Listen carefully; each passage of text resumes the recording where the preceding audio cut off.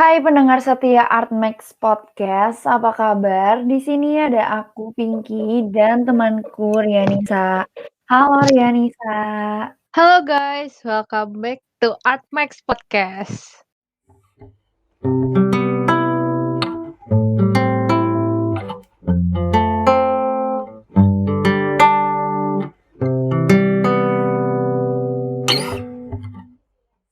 Nah, kita kembali lagi nih dengan topik yang seru banget dan juga menginspirasi kita semua, terutama di masa berat seperti ini. Jadi, sebelum kita mulai podcast kita kali ini, mungkin beberapa dari pendengar ada yang belum tahu kali ya, tema besarnya Artmax itu apa? Nah, jadi kita langsung kasih tahu aja lah ya, Ping. Tema Mhm. besar Artmax tahun ini adalah liquescence. Yeay.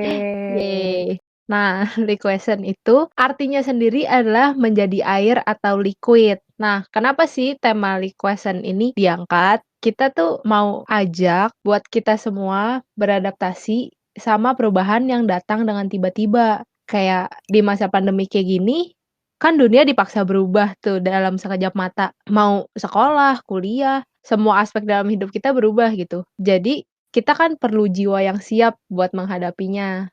Sama kayak Mhm. air yang selalu berubah, menyesuaikan wadah yang ada, kita juga harus kayak gitu, bisa beradaptasi dan menyesuaikan diri dengan perubahan tanpa berubah atau meninggalkan jati diri kita yang sebenarnya. Wow, menarik banget emang tema Artmax di tahun ini. Dan juga di podcast kali ini ada temanya tersendiri loh, Nis. Langsung kasih tahu aja. Jadi, tema podcast kita kali ini adalah Stay Calm, Brave, and Face the New Era. Iya, di masa-masa pandemi kayak gini, kita kan ada di era yang baru gitu, di mana ya semua kegiatan kena dampaknya. Banyak peraturan-peraturan baru yang harus diikutin. Gak sedikit Mhm. loh, Ping, usaha yang sekarang juga jadi jatuh dan terhambat gara-gara era baru ini.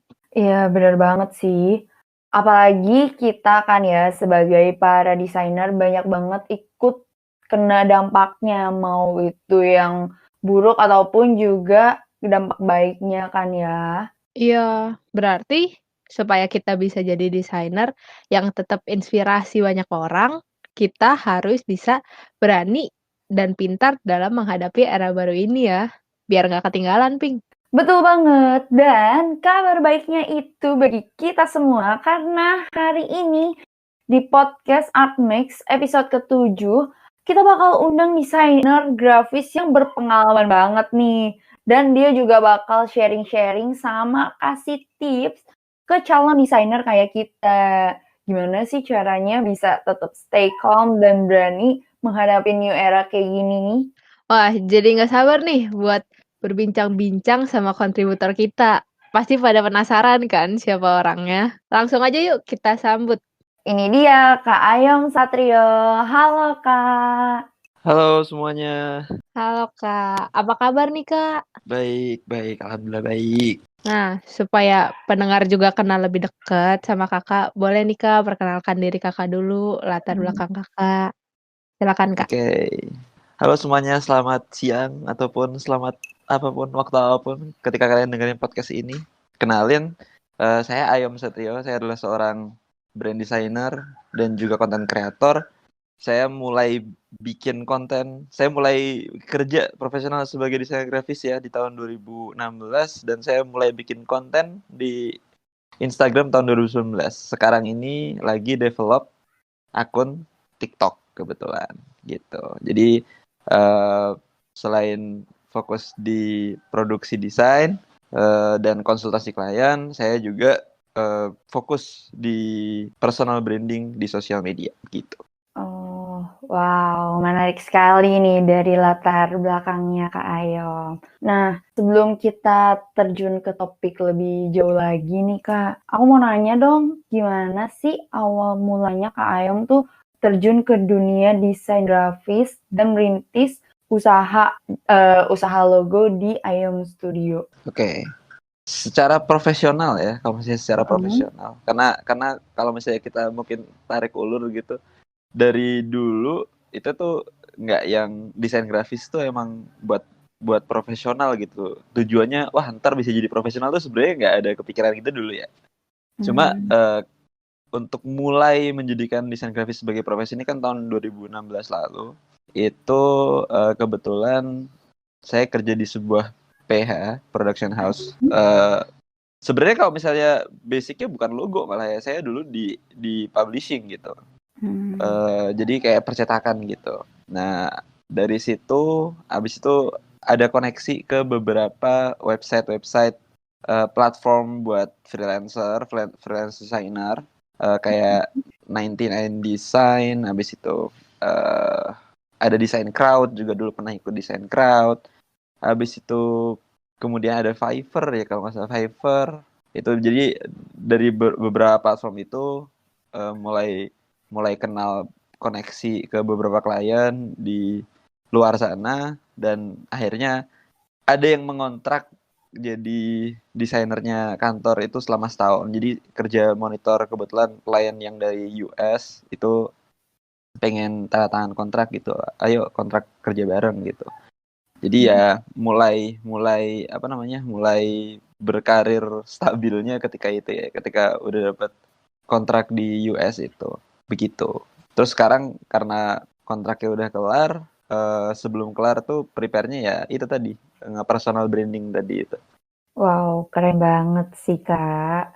Kira-kira nih Kak, sebelum ini aku mau nanya dulu nih Kak, Kakak itu berarti dulunya kuliah jurusan DKV kah? Oke, ini mungkin banyak yang belum tahu gitu ya. Kalau dulu itu sebenarnya bisa kerja secepat itu karena memang setelah lulus sekolah formal ya, saya nggak langsung kuliah. Jadi saya emang ada gap year tuh 2 tahunan gitu. Jadi ngerintis karirnya tuh abis 2016 itu tuh saya nggak kuliah gitu. Dan setelah 2 tahun itu saya kuliah di ilmu komunikasi, bukan desain komunikasi visual ya. Jadi saya di ilmu komunikasi dan penjurusannya adalah advertising kayak gitu. Jadi nggak kuliah di kafe, cuma dulu tuh klien yang dari US itu memang bener-bener orang yang dedicated ya sama pekerjaan dia, pengen segala macam maksimal. Jadi dia banyak banget ngebeliin saya itu course gitu, kursus-kursus dari sana gitu, termasuk salah satu kursusnya The Future itu, The Future Academy. Jadi dari situ tuh mulai apa ya, kayak mungkin bisa dibilang startnya otodidak, bukan yang di sekolah formal untuk desain. Terus kemudian di develop lagi fundamentalnya oleh beberapa kursus gitu. Karena emang jujur aja kan sekarang kan kita bisa belajar apapun di YouTube nih ya, memang. Cuma seiring berjalannya waktu, nanti orang-orang akan sadar gitu kalau misalnya belajar di YouTube itu kayak ngumpulin puzzle gitu ya. Oke, kalian punya piece of puzzle-nya, tapi ngumpulinnya tuh kadang gimana gitu ya, ribet. Nah, ketika kita ikutan kursus gitu yang memang benar gitu, mentornya itu kita bisa belajar fundamental tuh dari step-step ya 11-12 sama kuliah. Tapi nggak bisa ngalahin kuliah juga ya. Kuliah kan emang khusus tuh sekian semester. Kalau misalnya kursus tuh lebih ke oke, kuliah akademik, kursus itu masuknya udah lu profesional gitu. Oh, oke. Ternyata background-nya bukan dari DKV ya. Bukan di kafe. Nah Kak, kira-kira, selama perjalanan Kakak nih bekerja di Ayom Studio, apa aja sih Kak suka duka Kakak sebagai desainer? Wah, suka duka ya. Suka duka macam-macam banget sih kalau suka duka. Eh sukanya adalah karena kita kan akhirnya mengenal banyak orang ya, berkoneksi dengan orang-orang hebat gitu. Kayak ya walaupun klien kita tuh backgroundnya macam-macam, klien kita tuh backgroundnya macam-macam. Ada yang pengusaha UMKM, ada yang benar-benar baru merintis online shop, bahkan ada yang PT yang udah gede banget gitu. Dari situ tuh kita nemuin berbagai macam karakter orang, kita bisa komunikasi sama mereka, kita punya relasi ke mereka gitu. Itu adalah hal paling menyenangkan ya menurut saya, ketemu orang baru gitu. Kalau dukanya apa ya? Wah, kalau dukanya banyak sih sebenarnya. Sebenarnya saya nggak akan nyebut duka karena dari situ tuh juga ternyata banyak pelajaran yang bisa diambil gitu. Kayak contohnya sebuah project yang nggak kelar-kelar karena revisinya unlimited nih, revisi terus. Gitu. Kayak kita tuh nggak nemu-nemu kliknya sama klien kan dari situ kan kita jadi tahu, oh ternyata di dalam project itu ada konflik gitu. Dalam project itu ada konflik, misal brief nggak clear atau visi kita sama klien tuh nggak sama ternyata di awal gitu. Nah, itu termasuk dukanya di situ ya. Dukanya kayak, waduh nih timeline nggak kelar-kelar. Padahal kan invoice-nya kan tuh udah, wah ini harus dibayar tanggal segini gitu. Cuma dari situ belajar akhirnya. Improve di next client nanti berarti yang nggak boleh tuh ini. Evaluasi. Kayak begitu. Hmm. Kan tadi Kak Ayam udah ceritain nih masalah suka dukanya sebagai desainer kan ya. Apalagi tadi yang tentang kalau misalnya kita tuh kadang ada revisi yang banyak banget kan ya. Iya. Nah, kalau misalnya ngomong-ngomong masalah suka duka kan udah. Kalau momen menarik nih Kak, atau yang kayak yang sangat berharga gitu, momen-momen yang berharga, yang pernah Kak Ayom alami selama jadi desainer itu ada nggak sih Kak? Wah, kalau momen menarik itu ya pertama kali dapat kontrak. Jadi emang dulu tuh di 1990 itu memang banyak. Kalau sekarang saya nggak tahu ya regulasinya karena saya udah lama banget nggak ngontes. Cuma di 1990 itu memang dulu tuh open banget gitu. Kalau sekarang tuh ada kayak ujiannya ya kan ya, ada level-levelnya buat masuk ke 1990. Dulu tuh enggak. Jadi orang-orang tuh bisa bener-bener kenceng gitu. Sehari kontes 5. Cuma eh saya waktu itu enggak gitu. Saya dulu yang saya develop tuh skill komunikasi ke klien gitu. Saya bikin klien ini betah gitu ya istilah kata. Saya ikutin demand-nya klien, tapi juga saya arahin. Oh yang benar tuh ini, yang nggak benar tuh ini. Jangan kayak begini gitu. Nah dari situ nyantol tuh klien namanya Ralph Perrier. Dia salah satu pemilik usaha di US yang akhirnya dia tertarik gitu sama saya karena ada sesuatu yang beda gitu. Karena saya jaga komunikasi sama dia, saya kasih dia jasa konsultasi. Akhirnya datanglah kesempatan untuk kerja di US itu pertama kali gitu. Dan itu kayak pintu pertama kebukanya saya ke dunia desain grafis yang lebih luas gitu. Karena dari situ saya nggak cuma kerja ya, istilah kata kerjanya itu kayak 30-40% ya, 60% itu belajar gitu. Saya benar-benar belajar banyak hal di situ. Entah itu dari kursus yang formal, benar-benar per stage kursus. Ada juga kerja tim, gimana bekerja dalam tim, gimana solving problem. Karena kebetulan kantornya tuh kayak agency gitu, digital marketing agency. Jadi dari situ ya jelas ya momen paling berharga gitu. Tapi setelahnya juga banyak gitu ya, banyak banget yang paling keinget juga banyak. Kayak contohnya ada pengusaha dari salah satu PT drone terkenal di Indonesia ya, yang kebetulan menjalin hubungan baik juga sama saya. Saya yang ngedesain brandingnya gitu. Habis itu kita punya banyak collab. Akhirnya saya bikin kursus tuh waktu itu. Tapi bukan kursus, saya bikin pelatihan akhirnya waktu itu. Bikin pelatihan, saya bikin webinar. Habis itu dari situ banyak banget undangan webinar ya, kayak termasuk kayak podcast kayak begini. Undangan webinar dari kampus-kampus itu banyak banget ngebludak. Jadi ya itu titik awalnya momen paling berharga itu ya waktu dapat kontrak itu sih pertama kali. Oh, momen menarik, momen berharganya yang pertama ya, Kak, ya? Iya. Nah, Kak, kalau diinget-inget kita udah 1 tahun kan pandemi kayak gini. Dunia kan banyak yang berubah, kayak Iya.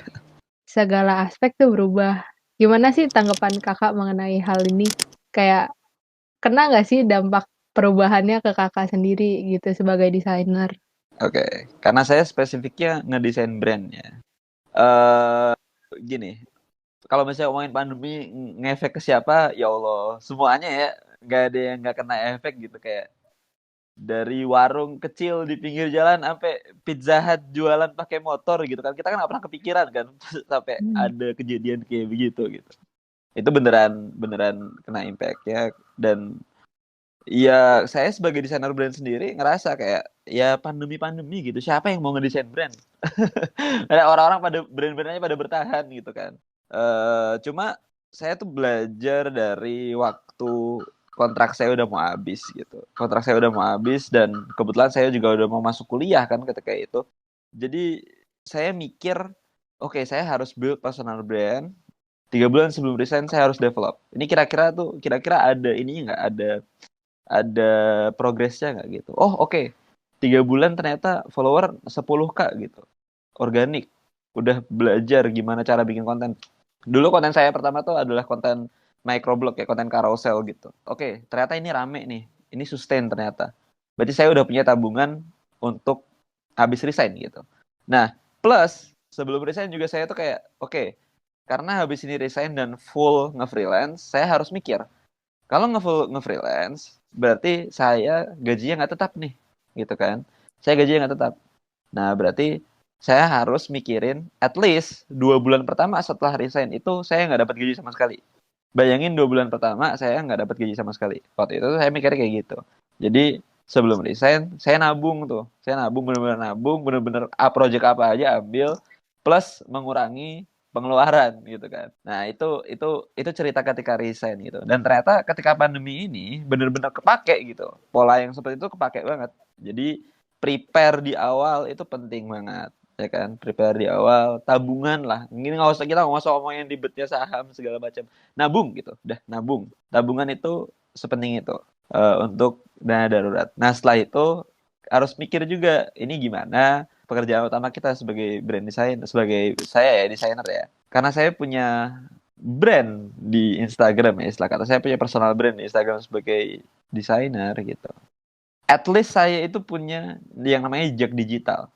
Jejak digital itu kan abadi. Orang-orang tuh kadang-kadang ngeremehin gitu.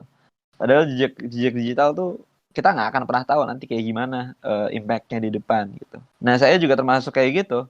Memang bukan berarti nggak ada sama sekali project masuk, cuma ya ada walaupun nggak sebanyak sebelum pandemi, tapi tetap ada. Dan yang paling berasa ya adalah undangan-undangan webinar kayak begini gitu. Saya yang dulu itu field-nya itu di technical gitu ya. Saya technical brand design gitu. Sampai akhirnya masuk ke ranah mentoring gitu loh. Itu kayak nggak pernah kepikiran sebelumnya. Waduh, ini ngisi di sini, improve sana, improve sini. Jadi kita sebagai desainer grafis, kita boleh lah nguasain desain grafis itu kita boleh lah. Tapi at least kita juga harus tahu dunia marketing sedikit gitu, still dunia marketing, habis itu dunia komunikasi sedikit gitu. Gimana cara kita bisa berkomunikasi dengan orang dengan baik, habis itu kita bisa ngelatih skill public speaking sedikit gitu. Dari situ tuh nanti kita akan tahu, oh ternyata manfaatnya seperti ini. Kalau misalnya saya dulu nggak kepikiran buat bikin ini nih, bikin personal brand di Instagram gini atau di TikTok dan memutuskan untuk kembali kontes, mungkin saya nggak tahu ya survive gimana ya waktu itu ya. Nah kalau misalnya sekarang, alhamdulillah bisa terlalui dengan baik. Ya walaupun sulit tapi terlalui gitu. Dan sekarang udah mulai recover, orang-orang udah mulai orang-orang udah mulai bangkit gitu. Brand-brand udah mulai bangkit. Beberapa juga udah mulai develop lagi. Saya di kuartal pertama 2021 ini udah cukup smooth lah. Kita lihat nanti progresnya ke depan kayak gimana. Intinya gitu. Prepare ya kan. Prepare setiap waktu karena kita nggak tahu apa yang akan datang dan rencanakan kayak gitu. Oke, menarik banget nih. Mungkin Rianisa mau bertanya-tanya lagi nih. Menurut Kakak nih Kak, apa sih perubahan positif dan negatif pada masa pandemi ini yang berimpact banget ke calon desainer? Oke, perubahan positif negatif ya. Perubahan positifnya adalah banyak sebenarnya perubahan positif. Dari pandemi ini orang-orang jadi belajar pentingnya tadi ya, pentingnya savings, pentingnya manajemen kayak begitu. Yakin deh, banyak banget yang lalu kemudian memutuskan untuk bikin konten, ya kan. Memutuskan untuk memperbarui portofolionya banyak banget. Itu salah satu impact yang bagus.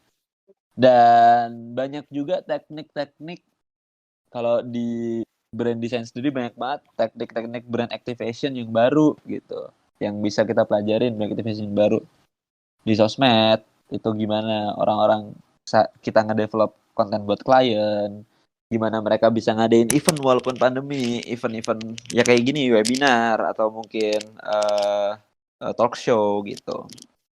Itu impact yang baik. Impact yang buruknya, makin kesini kan banyak microstock yang aktif gitu.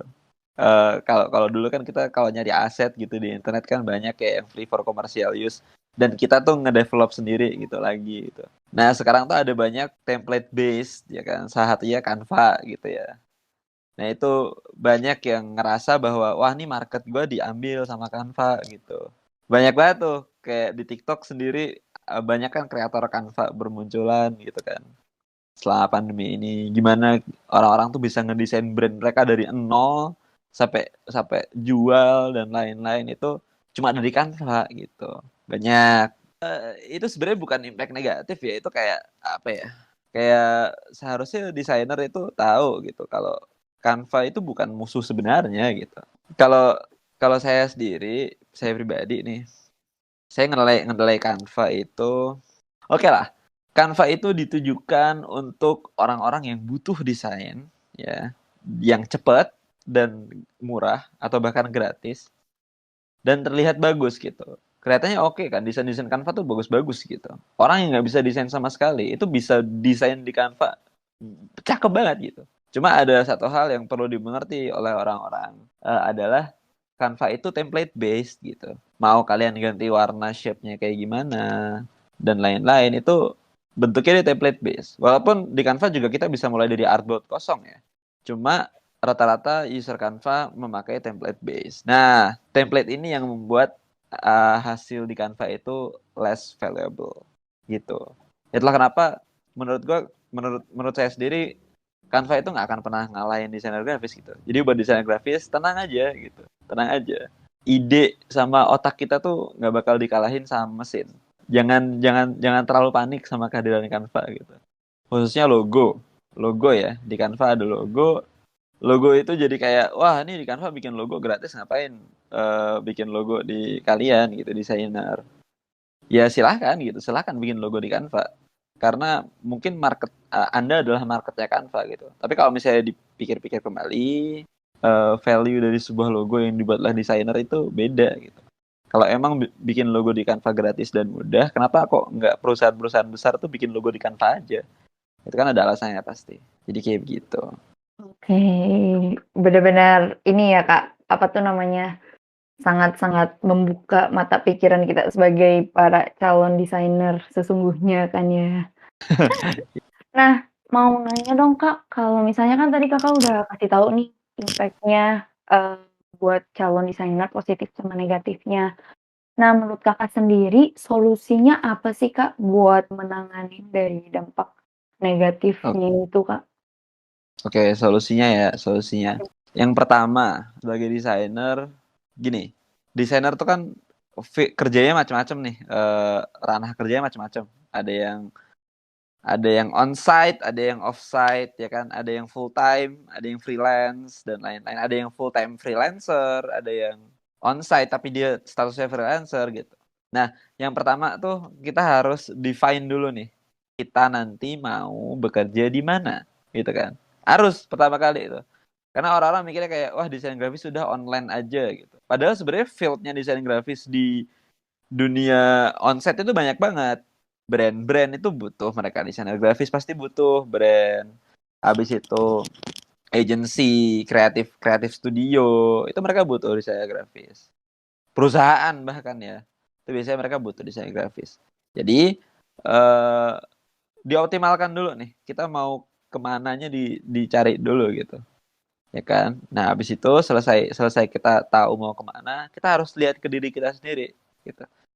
Kita tuh udah cukup mumpuni belum untuk tempat yang mau kita tuju?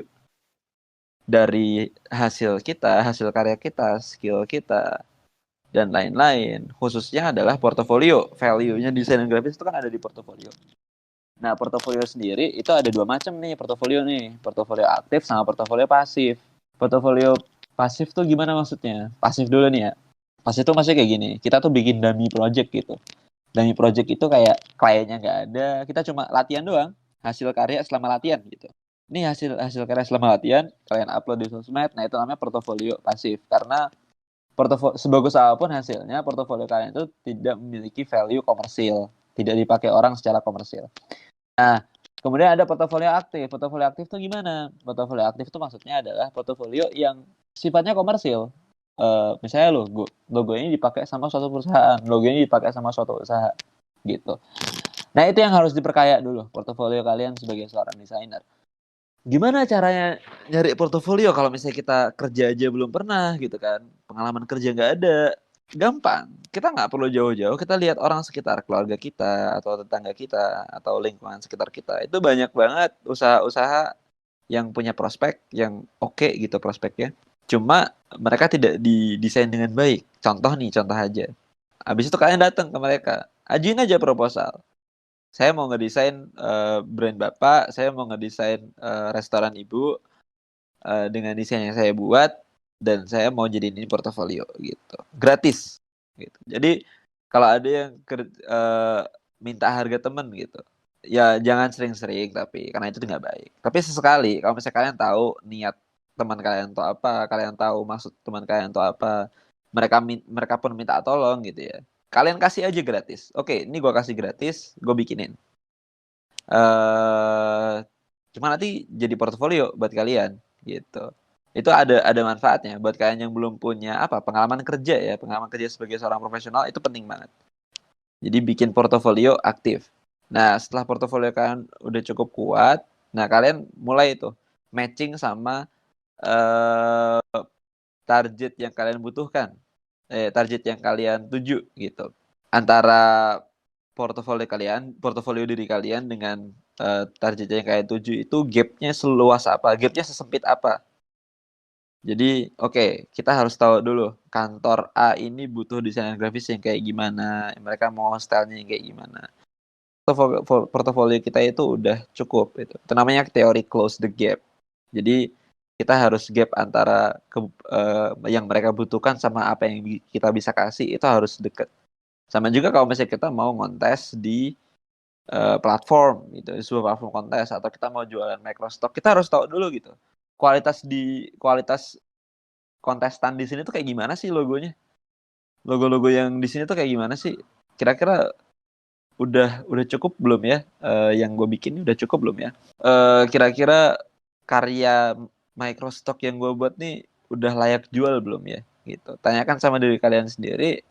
Itu ya pentingnya compare gitu, pentingnya compare hasil karya kita dengan hasil karya orang lain, bukan terus jangan compare nanti insecure, nggak kayak gitu. Jadi kalau misalnya kalian niatnya udah insecure ya bakal insecure gitu.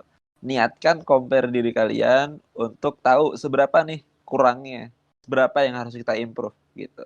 Nah, setelah itu udah ketemu gap antara apa yang kita bisa dan apa yang mereka butuhkan, baru tuh kita mulai ajukan. Dan jangan lupa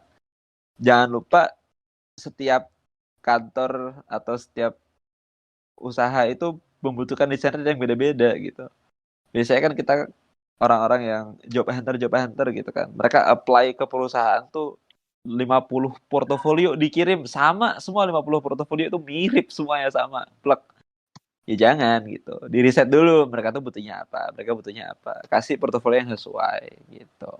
Ya itu aja sih mungkin sarannya. Sama mungkin kalian harus mulai meninggalkan jejak di internet gitu ya, bikin konten lah, atau mungkin upload aja karya-karya kalian ke internet, nggak masalah. Itu nanti akan ada impactnya. Di manage aja dengan baik, pelajari algoritma tuh kayak gimana, konten seperti apa yang disukai oleh audiens, bangun audiens kalian sendiri. Itu kayak tabungan pasif kalian, tabungan untuk apa ya istilah kata, ketika kalian membangun audiens yang relate dengan apa yang kalian buat. Beda ya kalau misalnya kita upload lifestyle kita, nih gue naik Lamborghini gitu, mungkin itu kalian mengumpulkan 5 miliar orang pun isinya tuh orang-orang yang pengen melihat itu gitu, orang-orang yang pengen lihat kemewahan kalian.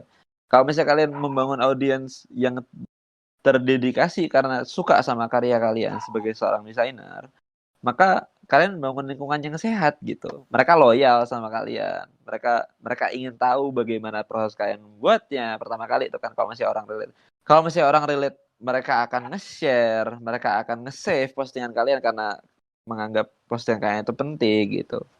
Dari situ kalian membangun lingkungan yang positif sehingga suatu saat ada aja gitu dari di antara 1.000 orang gitu yang berpikir, wah kampus gua nih butuh event nih, kayaknya desainer yang ini cocok nih buat ngisi. Wah nyokap gua butuh logo buat restorannya dia nih, kayaknya bang ini bisa garap. Jadi bangun audiens kalian di internet gitu, bangun konten kalian di internet untuk tabungan kalian sebagai desainer seperti itu. Gitu ya Kak, tips-tipsnya menarik banget kayaknya. Aku juga bakal improve diri aku lebih sih. Nah Kak, sekarang mau minta pendapat Kak Ayom nih tentang topik kita hari ini. Kan judulnya Stay Calm, Brave, and Face the New Era. Menurut Kak Ayom, apa sih maknanya dalam kehidupan dan pekerjaan Kakak gitu? Oke, ini sebenarnya berkaitan ya sama tadi ya topik kita waktu kena pandemi, gimana cara kita ngehandle pandemi, habis itu gimana cara kita ngehandle beberapa aplikasi-aplikasi baru nih yang bisa menggantikan kita, punya potensi menggantikan kita. Memang untuk kita pakai teori solving problem ya, karena kita sebagai desainer grafis itu kita problem solver gitu. Kita pakai teori solving problem, define the problem, find the solution. Nah, cara terpenting ketika solving problem itu yang pertama kita harus tenang kan pasti. Karena kalau misalnya tenang, pikiran kita gampang nih jalannya gitu. Jangan sampai pusing, bingung. Nanti kita susah untuk ngehandle diri kita sendiri, susah. Kayak begitu. Nah, stay calm, santai aja gitu. Kalau habis itu brave and face the new era. Kita nggak bisa menolak kemajuan teknologi. Kayak contohnya ada Canva datang gitu. Kita siapa gitu? Mau protes ke Canva, tutup dong, jangan kayak gitu. Nih desain grafis nggak punya kerjaan nih gara-gara Canva, kan nggak mungkin, ya kan? Dan itu tuh bukan suatu hal yang baru. Itu bukan suatu hal yang baru. Kita bandingin sama apa contohnya? Gerbang tol ya. Gerbang tol dulu masih ada yang ini, masih bayar manual gitu, masih ada orang-orangnya. Sekarang gerbang doang kan ya, tinggal tap kartu doang kan ya. Itulah contoh apa? Contoh kasar gitu ya. Dan di sini sama halnya dengan kehadiran artificial intelligence gitu. Sekarang tuh banyak banget AI yang mulai bermunculan gitu. Wah, ini dunia kita bakal di take over. Bahkan AI itu lebih seremnya adalah kalau misalnya di Canva kan pakai template base, kita tinggal ganti-ganti. AI itu seremnya tuh mereka itu bisa belajar apa yang kita pelajarin gitu kan. Itu lebih serem lagi tuh AI itu. Nah, kita harus berani. Yang pertama, kita harus berani. Kita nggak boleh kayak menyerah hanya karena field kita diambil oleh sesuatu. Kita harus berani. Tapi jangan berani nih tangan kosong gitu. Berani tangan kosong, kita nggak ada persiapan berarti. Kita berani karena mereka punya senjata yang besar, senjata kita juga harus lebih besar. Caranya gimana? Kita harus ningkatin value kita sebagai desainer gitu loh. Jangan dikira, wah gue udah bisa bikin ini, habis itu gue nggak usah belajar lagi. Nggak juga. Karena segala macam tuh improve ya, termasuk desain juga seiring berjalannya waktu tuh berkembang terus gak ada waktu untuk berhenti belajar. Setelah kelar kuliah gue gak usah belajar lagi, enggak, kita terjun ke dunia kerja, terjun ke dunia profesional, ada lagi case baru yang perlu kita pecahkan yang gak kita temukan di dunia perkuliahan gitu. Jadi ya cara membangun value kita adalah dengan tidak berhenti belajar gitu. Dari satu project kita belajar, dari satu konflik kita belajar, developing skill terus, latihan tiap hari, update berita, ikutin forum-forum desain grafis tuh banyak banget, kita bisa ikutin, follow akun-akun yang bermanfaat, yang menurut kalian tuh gini, sosial media itu mengkonsumsi waktu kalian di HP itu berapa lama gitu. Nah kalau misalnya emang lama nih, usahakan sekian persen dari waktu itu adalah waktu yang bermanfaat gitu. Diisi oleh kreator-kreator yang bermanfaat konten-kontennya. Kalian bisa belajar banyak skill dari sana. Kayak begitu. Jadi jangan takut sama kemajuan zaman. Karena kita nggak bisa menolak itu. Kita nggak bisa membatalkan itu. Zaman akan terus berkembang. Sekarang pilihannya ada di kita nih. Kita mau ikut berkembang, ya kan? Mengalahkan itu semua. Atau kita mau diem aja dan protes gitu. Jangan kayak gitu dong zaman. Kalau misalnya kita diem aja ya zamannya udah di depan, kita masih diem aja gitu. Kita harus ikut jalan gitu kan. Nah, dengan meningkatkan value kita. Seperti itu. Nah, berarti di era baru kayak gini kita sebagai desainer benar-benar mesti siapin porto yang benar-benar bagus. Kita mesti ikutin perkembangan zaman juga. Terus kita harus ninggalin jejak digital tentang karya-karya kita gitu ya, Kak? Iya jelas. Itu so far adalah hal yang paling efektif yang bisa kita lakukan ya. Plus jangan berhenti belajar gitu. Ikutin kursus-kursus tuh, banyak kursus-kursus ya. Kalau misalnya kalian udah belajar dari YouTube, oke lah, oke. Nah, bisa tuh diimprove lagi. Kalian bisa ikutan kursus-kursus. Banyak kok kursus yang gratis tuh banyak. Ada banyak yang gratis, ada banyak. Yang bayar juga ada. Invest. Kalian harus invest. Jadi kalau misalnya orang ngomongin invest saham dan lain-lain ya, kalian bisa invest tuh di equipment kalian. Mungkin kalian mau improve software kalian atau mungkin di ilmu kalian, invest ke beberapa kursus-kursus yang bagus-bagus itu tadi gitu, dan membangun koneksi di sana seperti itu. Nah, menarik banget sama semua yang udah dikasih tahu sama Kak Ayom nih. Benar-benar semuanya tuh harus kita telaah, terus juga para pendengar juga boleh meresapinya. Jadinya bisa masuk tuh semua pesan sama tips dari Kak Ayom karena berguna banget sebagai desainer yang masih baru tahapan belajar ya, Kak. Biar bisa lebih menyesuaikan diri lagi sama era yang baru ini kayak Kak Ayom.